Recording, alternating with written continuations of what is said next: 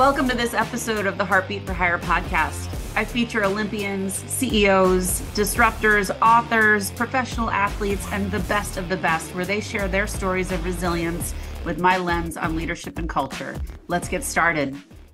Greetings and welcome to this episode of the Heartbeat for Hire podcast. Today is very special and it is pretty rare. I have a guest coming back for an encore. So in this episode, 3 things you will learn is number 1, how to leverage our EEE, expertise, experience, and epiphanies to turn our now into an even better next. Number 2, how agency, notice the emphasis on age, is advocacy in action. And 3, what the best speakers do for an outstanding talk. So please welcome back Sam Horn. She helps people connect the dots forward and create one-of-a-kind presentations, pitches, books, brands, businesses, and messages that scale their impact for good. Sam is a 10-time author, including Tung Fu and Talking on Eggshells, which she talked about the last time that she was on the show. If you haven't listened to that episode, please go back. Sam has presented for hundreds of organizations like Intel, Oracle, Accenture, Cisco, J&J, EY, and the list goes on. She also served as a pitch coach for Springboard Enterprises, which has helped entrepreneurs generate, wait for it, $36.8 billion in funding or valuations, and has been brought in by NASA, TED Fellows, Richard Branson, the list goes on. She also has a LinkedIn Learning course, which has been translated into 6 languages. I mean, really, is she impressive or what? Sam, welcome to the show. Oh, thank you, Lindsay. I've really been looking forward to our conversation today. Oh my gosh, I am so happy you're back. And I share your first episode so often because I run into so many people that want to write their first book. You've done it 10 times. You had some very good words of wisdom. But for those that are meeting you for the first time, could you just share a little bit about your story? Well, we had talked about it in our previous session that I had the great privilege and honor of running the Maui Writers Conference for 17 years. What Can is to the film industry, we were to the publishing industry. And so I have an opportunity to help people with their books in addition to writing my own. And what we're going to be talking about today is turning our now into our next. So I really hope people look at their career, look at their life, and what's working, what's not. What would they like their next 5 years to look like? Because you said something in your intro, Lyndsay, about how I help people connect the dots. We don't just connect the dots. Steve Jobs said you can't connect the dots forward, you can only connect them backwards. And Kierkegaard said we can only understand our life backwards, but we've got to live it forwards. I 100% disagree. We can connect the dots forward. That's what we're going to do in our time today, is to figure out what dots we've collected, our experience, our expertise, our epiphanies. Now, how can we connect them in original ways that will give us a book or a new brand or a business or positioning or a cause or a messaging that puts the light on in our eyes and adds value for us and all involved? Sound good?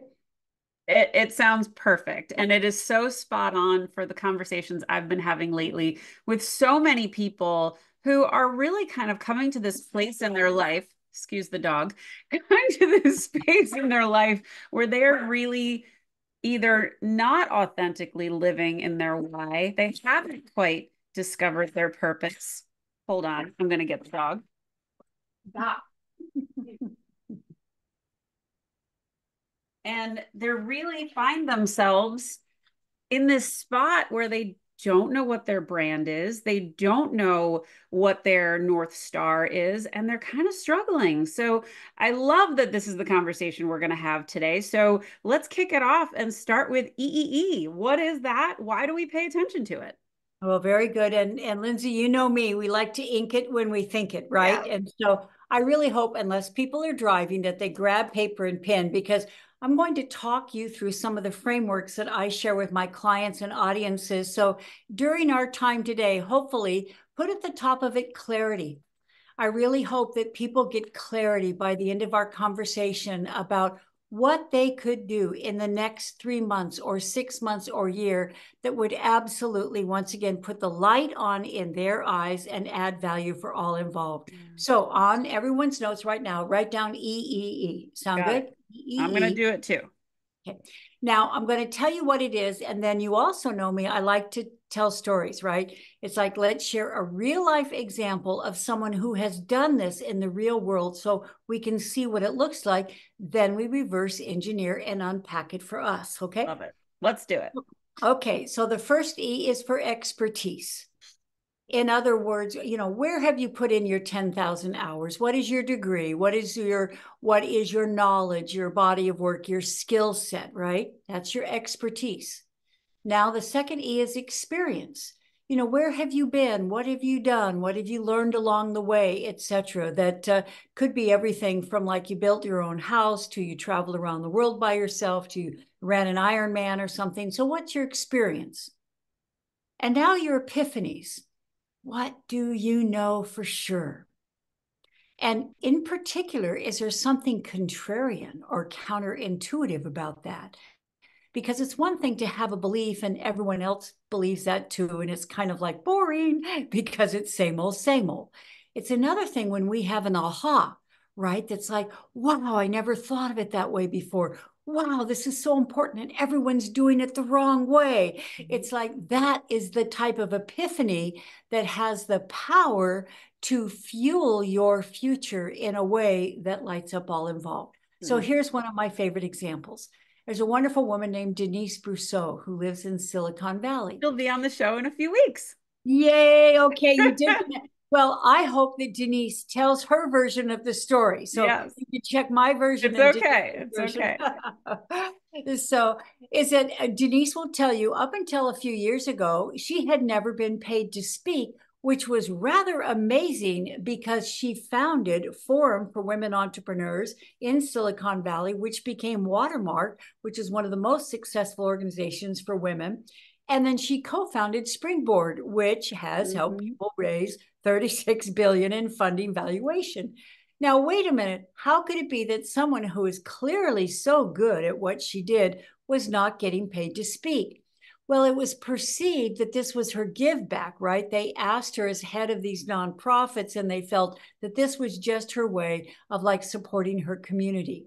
The thing was, she absolutely believes in giving back. You can't earn a living, though, just speaking for free all the time. So, Lyndsay, we looked for the river that ran through her work.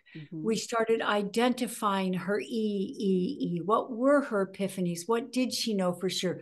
What experience did she have outside of her credentials that you would look at a resume or curriculum vitae? And what I noticed, the river that ran through her work was that she developed thought leaders. That's what she did at Forum for Women Entrepreneurs. That's what she did at Springboard. And now at the time, thought leadership now is kind of ubiquitous, not when she first came up with it 10 years ago. And so we put together a proposal. She got a book deal. She ended up founding the Thought Leadership Lab. And now she gets paid very well to go around the world and to teach the skills of how anyone can become a thought leader if you figure out what you've learned along the way that could add value to others, that could scale your impact and your influence. Now, here's an interesting thing about it is that think about right now, everyone on their notes, put a vertical line down the center. And over on the left, please put individual. And over on the left, everyone put down how they would self-identify right now. So like, I'm a manager, I'm an author, I'm a speaker, I'm a coach, I'm a veterinarian, I'm a chiropractor, I'm so put on the left how you self-identify. I'm a podcaster, right? Guess what? We can't sell that and we can't scale that, right? Because if we want to scale that, well, we're a one-person show, right? You can only go so far. That's right. So let me give you my favorite example of someone who is on the left and someone who leveraged his EEE over on the right with what we're going to share with our group. is that, do you know who Jonathan Fields is by any chance, Lyndsay? Mm-mm. Okay, over on the left, actually put blogger, Okay. because Jonathan started out as a really good blogger. And such a good blogger, hey, he got a book deal, so put down author. Now he's an author. Well, now, of course, he's a keynoter, right? Because he's being paid to go. But guess what? Jonathan has a daughter in high school at home. He's never seen her because he's on the road giving keynotes, because that's what he does, right? And he realizes that time is clicking and he wants to spend more time with his daughter, but he has to keep giving those keynotes, right? Because if he doesn't show up, he can't take 3 months off from his business. So now Jonathan was really brilliant. Over on the right, everybody draw an umbrella and and put in the top of the umbrella, Good Life Project. Because Jonathan founded an umbrella brand called the Good Life Project. Now, underneath the umbrella, Lyndsay, just see it as a little organizational chart. Draw a little line down and put a little box, put speaking. He's still speaking.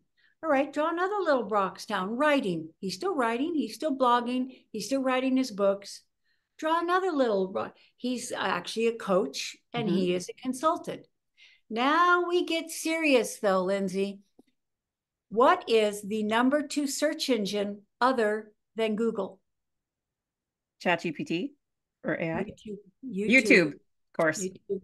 Everybody write down YouTube. Jonathan turned a bedroom in his apartment in New York into a studio. So when Dan Pink or Seth Godin or Brene Brown come to town, they're now, Lyndsay, it turns Jonathan from being a content creator to being a content curator. Listen to the difference. He's no longer a one-man show. He's no longer just producing all his own IP, right? Is it now he does something with Brene? Well, you know, he gets to jump on the bandwagon of all of her followers, correct? You look SEO, you put Good Life up to Jonathan, right? He's leveraging other people's EEP, not just his own. Now, it doesn't stop there. Put down live courses. He does his summer camps and so forth. He does his retreats.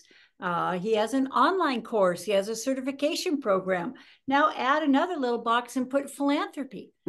Because of course he has his own foundation now. Now, do you see how it is not enough to codify your original EEE that makes you one of a kind instead of one of many? How are you going to move from being an individual to the founder CEO of an umbrella brand that now brings you into the C-suite, gives you instant gravitas that you can sail and scale? I love that. And I love that so much because I call myself a multi-hyphenate and I coach a lot of people that are emerging as such, who have a few things under their belt that they do. And sometimes people get, I don't want to say off-put, but a little confused if there's too many things. So when it's all under a brand, and these are the services under that brand, it's certainly more appetizing and easier for people to digest. So I love how you laid that out. So smart. And thank you. I love taking notes with you. This is great. Okay. So can we talk a little bit about agency and what that means? Absolutely. And can I give one more success story? Because we talk about people thinking about their next, right? Where they are now, and strategically, how can they be really smart about what they do next in a way that's an ROI? Because a lot of us, we don't have a lot of time and we don't want to pour a lot of money into something that's not going to be a payoff or an ROI. Right. So I had a client and she had written a good book on women's leadership, and she was in Seattle. So she had a nice client in Microsoft, and then a family member had a health challenge. And so she took time away to take care of that family member. Guess what? When she came back, her business had gone away because she was over there on that left-hand column. You know, she wasn't there, right? And she called me on a Wednesday, and there were going to be an event with CEOs in the penthouse suite of the tallest hotel in Seattle. And she said, Sam, this is a career maker. if I go there and I connect with a couple of these CEOs, they all have the power to bring me into their company. Guess what? We knew over on the left, yay for the topic of women's leadership. It kind of puts baby in a corner, though, doesn't it? Yeah. If she had walked into that room and told them about that. So I looked once again for the river that ran through her work. And I said, Nancy, it's not just women's leadership. Everything you're talking about is leadership. That's right. And so we called her business the Leadership Incubator. Love Boom. it. She walked in, she called me on Tuesday. She said, Sam, every single time someone said, so tell me about what you do. Oh, I'm the founder, CEO of the Leadership Incubator. It led to a conversation. Mm-hmm. She said, if I'd walked into that same meeting a week ago and told them, oh, I'm an author on women's leadership, bye-bye, right? Mm-hmm. Yeah, we don't need that. Yeah. Wow. I love that. And it's so true. How you brand yourself, how you say it really matters. I was just going through this exercise because I'm renaming my keynote, and that's such an important exercise because there's a lot of people that talk about leadership. There's a lot of people that talk about culture, but why me? What makes me different? And those words that I choose are so, so important. So love that you said that. But then you're going to love our third technique, because we're going to talk about if we're talking about something that feels ubiquitous, that a lot of people are doing that same thing, offering that same, how we can really stand out. So second thing is about agency, right? Yes, let's do it. Okay. Now I hope people write down AGE little NCY, because this is agency at every age and stage. And now, how do I define agency? I think it is the opportunity, the ability, and the responsibility to improve what happens to us, by us, and around us.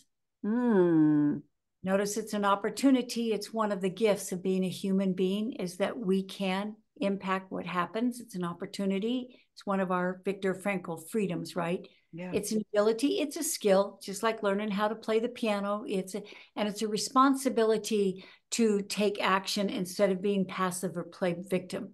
So here's my favorite story about this, is that last Thanksgiving, I was at my sister's house in California. And over Thanksgiving dinner, her daughter, who's in her 30s, was talking about a dream that she had, and that someday she wanted to have a ranch where she rescued draft horses. You may know, like Clydesdales, Persians, so forth. A lot of them work hard all their life, and then if they get lame, they take them to a kill shelter. Yeah. And so we, for fun, we thought, well, let's jump online. Let's check out Zillow. How much does a ranch cost? Where are they? Yeah. And it was a fun evening. And that's I thought it was going to stop there. Imagine my surprise when I got a call in mid-January and Sherry said, we did it. And I said, did what? And she said, we bought a ranch in Texas and we're moving there in March. I said, Sherry, that's 6 weeks away. She said, I know. She said, now, wait a minute. My mind, and I normally do not do this, Lyndsay, I was thinking, you're leaving your home where you've lived for 30 years. You're leaving your business for 30 years. You're moving to town you've never seen before. You're going to rescue draft horses. Where are you going to find these draft horses? What about vet bills? Hay bills. I lived on a ranch. Things go wrong. I went down the rabbit hole of doubts and fears and concerns. I am so glad I kept my mouth shut, Lyndsay, because agency, once again, is improving your situation. It's getting a vision and acting on it. It's not going down the rabbit hole. So guess what? They show up in Mexia, which is Mexia, Texas. The very first day they get there, the plumbing goes out. Can they find a plumber? They're out in the middle of nowhere. No. Does Christy go online and study YouTube videos on how to fix plumbing and fix it herself? Yes. Do they get a big storm the first week and the tree in their front yard falls down? Yes. Does the neighbor come over with a chainsaw and help them remove it? Yes. Does the neighbor find out that they are saving these draft horses and lease her 14-acre field to them for $60 a year? Yes. Did they sponsor the local rodeo? Are they involved in the Chamber of Commerce? Yes.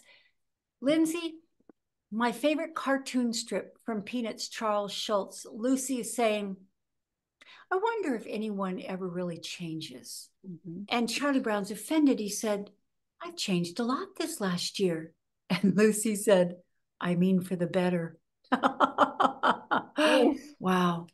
Sherry, husband Joe, and Christy have changed more in 3 months than many of us have in 3 years or 30 years. That is agency in action. Kudos to them. Oh, I love that so much, Sam. And I was just talking on a podcast about this today, actually, and talking about, who is in your tribe and who is going to support your dreams and who is going to let their own insecurities dampen your dreams. And, when I left corporate and started as an entrepreneur, my parents were not on board. They were just terrified. It was all of their own securities. It was financial security. I was the breadwinner.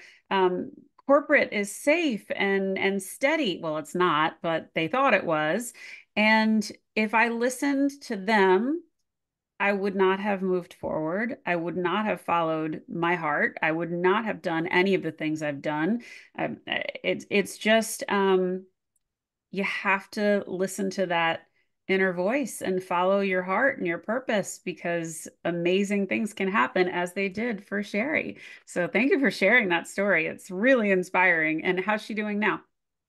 Well, you know what? They're thriving. They have Right. 7 horses. They have 5 goats. They have 2 mini cows. They have a donkey. They have chickens Oh my and God. ducks, because now the word is out that they're really taking great. And, Lyndsay, every day at golden hour, when the sun's about to go down, Sherry and Joe go out and sit on their back porch. And Christy goes, buckets. And these horses, several of whom were lame, they could hardly trot, come galloping to get their nightly grain and their nightly brushing. And I'm asking everybody who's listening and watching, is like, at the top, what is something you want to do? What is something that's calling you? What is something, and it's some type of dream or goal that would give your life momentum, that would give it purpose. And over on the left are all those doubts and those fears and those concerns. And people, well, where are you going to get the money? And well, you don't have a background in that. Well, that's not secure. Who is raining on your parade? Yeah. Are you raining on your own parade? Imagine 3 months from now, 6 months from now, how you would feel, because that's how agency feels. Agency is advocating on behalf of yourself, your dream, your goal. You will never be sorry, regret that you acted on your agency. You will only regret not doing it sooner. I agree. And I think your work is so much more lucrative when you believe in what you're doing. That's just the way it works. So yeah, love that. Okay, shall we change gears again? Oh, you bet we shall. All right, let's talk about, what do the best speakers do for an outstanding talk? Okay, and we talked about, I bet you've heard of Simon Sinek, right? Of course, he's a huge idol of mine. You bet. Good for Simon. He's made a difference for a lot of people. Start with his TED Talk, his book. Now, I've noticed something with my clients, though. If we start a talk or a book with why, sometimes it's generic, right? Because we want to make a difference. Well, everyone wants to make a difference. I hope everyone writes this down. Your originality is in your origin story. Literally and figuratively, your originality is in your origin story. So don't start with why, start with where. Where were you when you thought, enough, nobody should have to deal with this? Where were you when you said, I'm a woman on a mission about this? Where were you when you decided? Now you're lighting up. Now I have a great story about it. I want to hear your where story. Let's hear it. Yeah, I mean, this is why I do what I do. I mean, I spent 25 years in corporate America, and after 23 years at IBM, I went to another company, and in 6 short months, they fired me. And I was gutted. And I had this pristine reputation. I had a decorated career. How could this happen to me? And one thing I knew for sure was I didn't want it to happen to anyone else. And I knew we had some massive, massive problems with leadership. And that is what prompted me to start Heartbeat for Hire. That is what prompted me to speak and to coach and to write my books. And that is my why and my where. I remember exactly where I was sitting. It was right here on a Zoom call with my boss and HR. And it was one of the most gutting professional experiences I've ever had. And I thought I was probably the only executive that had ever been fired, which I know is not true. But at the time, that's how it felt. So that's one of them, but that's the big one that started all this work. All right, everyone, get out your pen, get out your paper. Now, if you were listening to what Lyndsay said, write down the word gutted. Mm-hmm. Write down the word, how could this happen to me? Mm-hmm. Because do you know what would be a pretty good title of a book? We're just plain gutted. Yeah. Or how could this happen to me?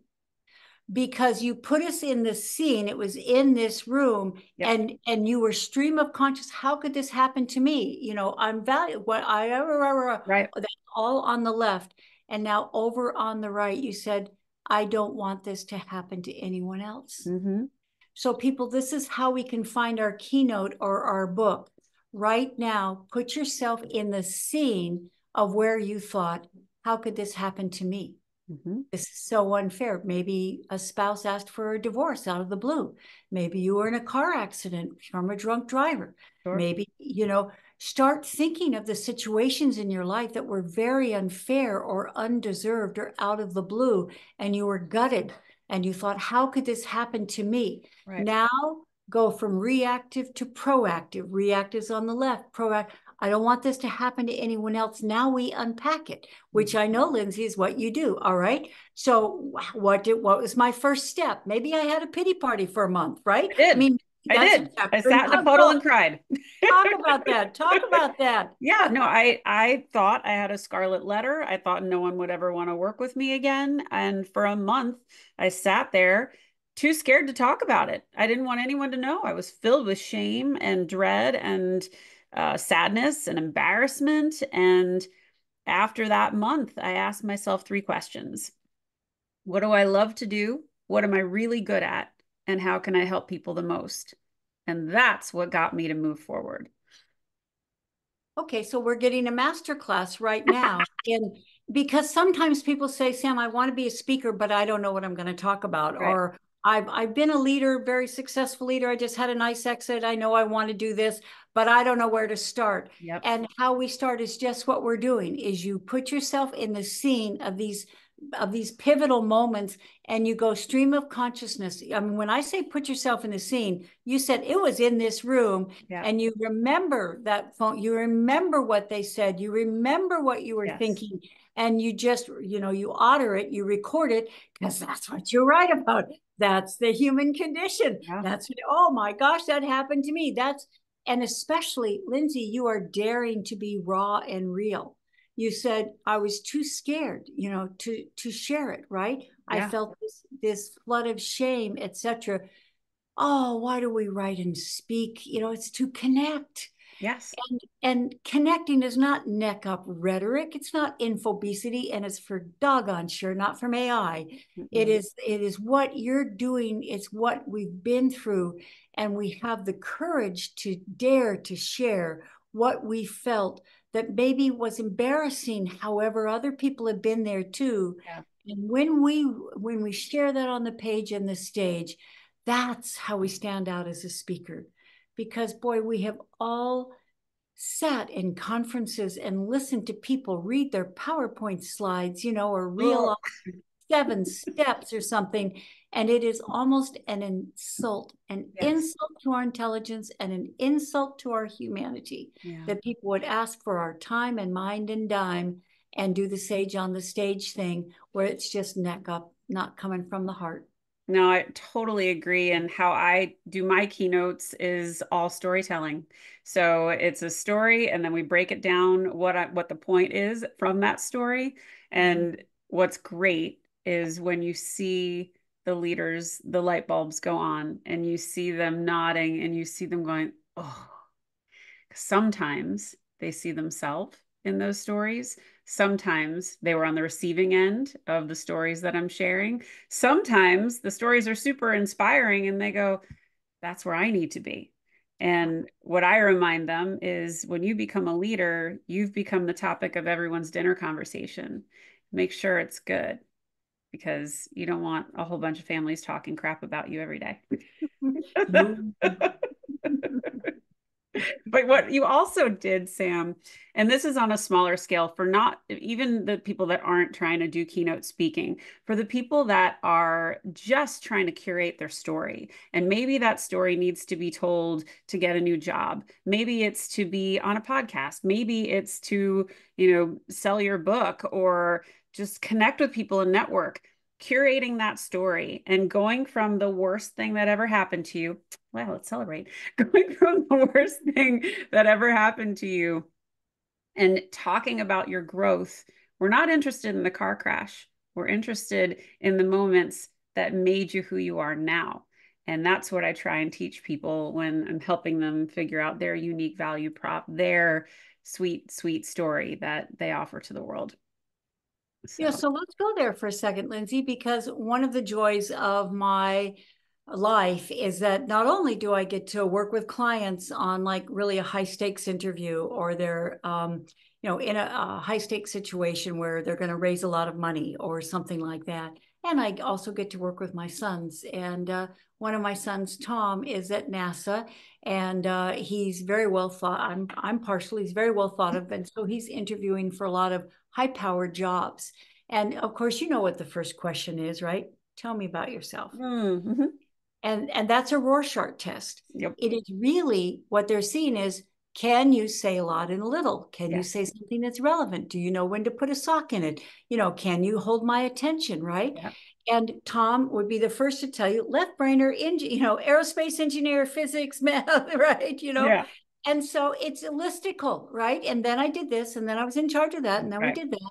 And it's all mostly left brain stuff. Mm-hmm. And I said, Tom, in the first 60 seconds, we have a chance to get their eyebrows up.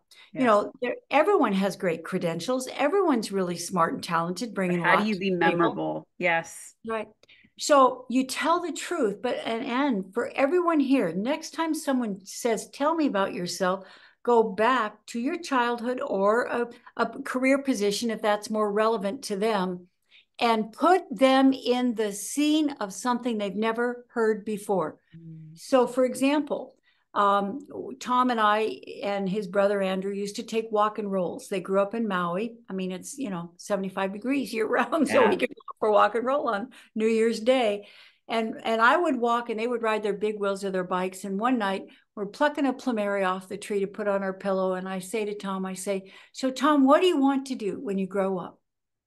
And he thought about it for a moment, and then he said, something to do with up there. Mm. Well, little could we have predicted. Now he's a rocket scientist. So see, he could say, so I went to Virginia Tech and I got my degree, or he could tell 30 seconds. Mm-hmm. Little could I have predicted when I was growing up in Maui. And one night we were on a walk and roll, and my mom asked me, what would you like to do? And I said, something to do with up there, that I would have the privilege. Yeah. Less than 30 seconds. They never will have heard it before. You just have them at hello.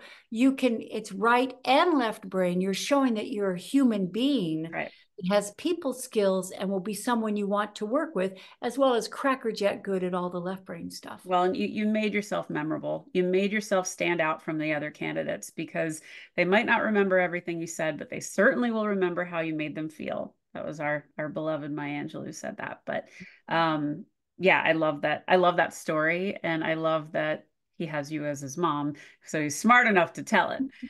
So that's brilliant. So normally this is the part of the show where I ask what inspires you, but we've already done that before. So I'm going to ask you, what's next for Sam? Well, I feel this is the woo-woo part of the conversation, Lyndsay. Okay. Go, let's hear it. You know that once again, I helped run the Maui Writers Conference for 17 years. And Barbara Kingsolver, who just got the Pulitzer last year, was one of our favorite keynoters. And she said that she could not wait to wake up and come downstairs in the morning to find out what her characters had to say.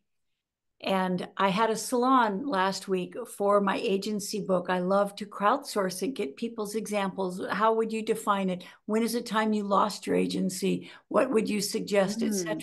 And I started it by saying, I feel like the universe is sending me boats and helicopters right and left. You remember the movie Sixth Sense with Yeah. Haley Osment, who said, Yeah. I see dead people. I see Of course. agency everywhere. I love it. And yeah, and so what's lighting me up is this book, because whether it's a 6-year-old child, whether it's a recent college grad, whether it's someone who's about to retire, agency really is the lead domino of a well-led life. It really does determine whatever happens, whether we like ourselves and our life. And I think on a daily basis, we have opportunities to initiate agency, act with agency, honor or hold ourselves accountable for it. And can I tell a quick story? Yes, please. So one of the chapters is about the words we use that either support or sabotage someone's agency. And do you know Jonathan Haidt by any Yes, chance? of course. H-A-I-D-T. Of course, he wrote a recent book called The Anxiety Epidemic, right? Yes. And mental health is a real challenge these days. And I think that agency is the antidote to that. So back to the story. So this summer, I had an opportunity to go to Costa Rica for 3 weeks with my other son, Andrew. So Andrew loves to surf. We were in Nosara. And if you know Costa Rica and surfing, that's a great place to be. So we get it at Andrew's favorite beach, and his 7-year-old son, Hero, grabs his boogie board and takes off for the ocean. And he said, I'm headed in. Now, over on the left, sabotage agency. Andrew could have said, wait for me. Or he could have said, be careful. What would have happened to Hero's agency if Andrew said, wait for me or be careful? It would have stopped him. It would have stopped his energy. That's right. The ocean is a fearful place. You can't do it by yourself. It's like you need to be worried. Do you know what he said? Tell me. 2 words. Go ahead. Or he could have said, have fun, right? Yeah.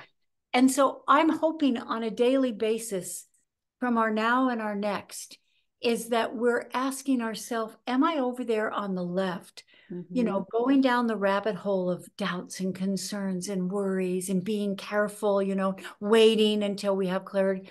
Or are we on the right? Go ahead, have fun. It's like what lights you up. You will never regret going for it. Indiana Jones, your life, right? Yes. Take a step, trust it, iterate along the way. Maybe it doesn't work. What did you learn? How could you be smarter next time?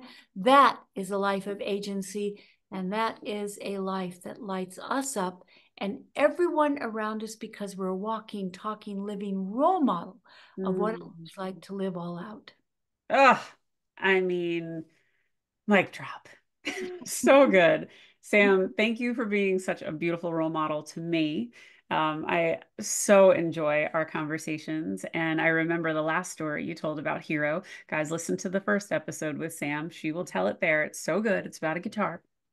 And I just thank you so much for coming back and sharing all of your wisdom with us. You are a tremendous guest. Well, you're welcome. I hope people take their notes and put it on their refrigerator and they keep their antenna up. What is something, and just thinking about them gets them excited, looking forward to it, anticipation, and then what is one step they can do today to move forward on that? Sam, how do people find you? It's real easy. It's my website is samhorn.com. And by the way, we have a whole agency section there. My favorite quotes, some of my favorite posts. So samhorn.com. And I hope that people connect with me on LinkedIn. You and I follow each other on LinkedIn. That's where I get an idea and I just sit down and I write it. It's in the moment types of writings that I hope I enjoy and add value. I hope people connect with me there. And you have a great newsletter. I think it's called the Better Newsletter. I love your newsletter. So yeah, guys, connect with Sam. And if Sam can help you or if I can help you, don't hesitate to reach out. It's so important to be living in your why and understanding your purpose. You heard the story of Sherry and so many of the others that she told. Don't let life pass you by. Thank you, everybody, for listening. I hope you enjoyed this episode. Go out and lead with heart and have a great day. Are you ready to elevate your leadership style and create an exceptional workplace that stands out from the crowd? I'm here to introduce you to a game-changing resource that will transform the way you lead and shape your company culture. It's time to embrace the power of top-down culture. This practical guide empowers your leadership for lasting success, helping you create a workplace where everyone thrives. Get top-down culture today, and let's reshape the future of leadership together. Thanks for listening to this episode of Heartbeat for Hire. I hope you enjoyed what you heard. If you did, please subscribe to my YouTube channel or consider leaving a 5-star review and a great rating at Spotify or Apple. Thank you so much for your support. Have a great day.